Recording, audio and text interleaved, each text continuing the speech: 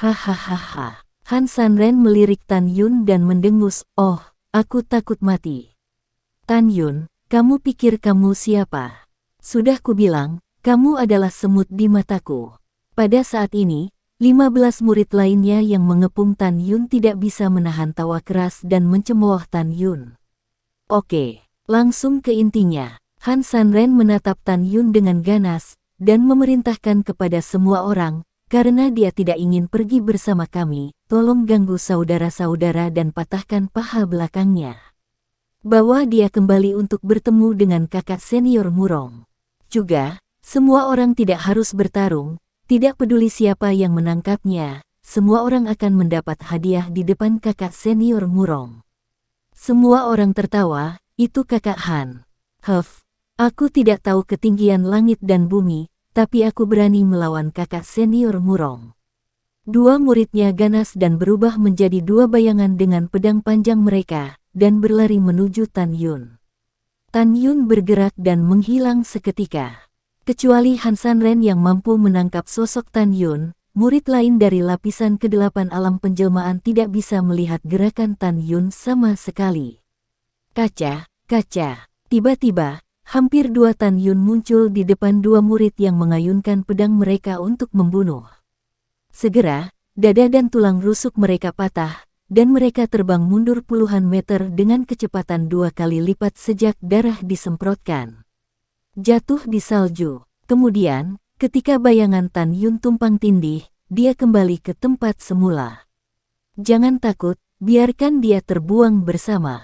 Han Sanren memerintahkan, menyapu 13 murid lainnya. "Dengarkan kakak Han, ayo pergi bersama, jangan percaya itu bukan lawannya. Hentikan dia, ayo pergi bersama." Di tengah keributan dari 13 murid, mereka tidak lagi memiliki reservasi sedikit pun, semua kekuatan spiritual mereka memancar keluar, membawa 13 lampu pedang yang cemerlang, dan mencekik ke arah Tan Yun di tengah. "Aku tidak tahu apa yang bisa kulakukan." Rasa dingin keluar dari sudut mulut Tan Yun, saat alam semesta bersinar, memegang pedang panjang prajurit roh bermutu tinggi, dia menghilang di tempat lagi. Pompa engah-engah.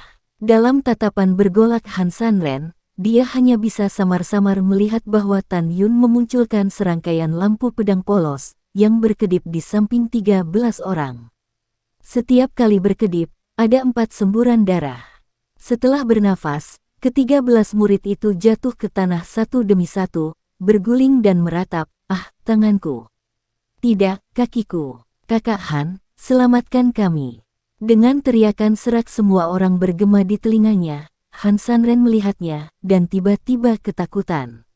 "Kamu tidak tega membunuhku, tentu saja aku tidak akan melanggar aturan untuk membunuhmu."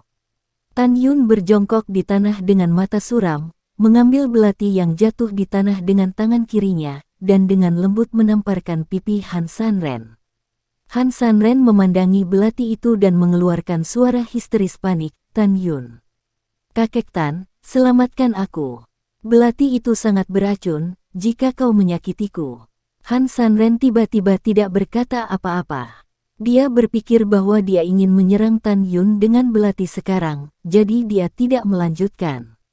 Dia tahu bahwa begitu dia melanjutkan, dia akan membuat Tan Yun semakin marah. Tan Yun meludahi wajah Han Sanren dan berkata dengan dingin, "Katakan, kenapa kamu tidak mengatakannya?" "Tan Yun, tolong maafkan aku, oh." Han Sanren sepertinya memikirkan apa yang terjadi setelah ditusuk oleh belati, dan sangat ketakutan hingga dia mulai menangis. "Hehe, karena kamu tidak mengatakannya, maka aku akan membantumu." Wajah Tan Yun menjadi lebih suram saat dia berbicara. "Jika saya tidak salah, belati Anda dilapisi dengan pembuluh darah yang rusak dan racun tulang, dan yang terluka baru saja terluka. Tidak ada kelainan pada saat itu, tetapi setelah setengah hari, meridian seluruh tubuh akan rusak, menjadi orang tidak berguna yang tidak bisa bergerak. Racun ini bahkan lebih mematikan.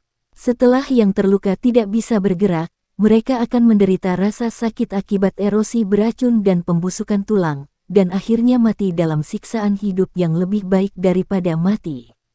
Han Sanren mendengar bahwa Tan Yun secara akurat menyatakan bahwa setelah proses kematian beracun, matanya berangsur-angsur memudar dan dia mulai berdoa untuk kematian. Tan Yun, jangan sakiti aku mohon bunuh aku tidak ingin menderita siksaan semacam itu, tolong bunuh aku.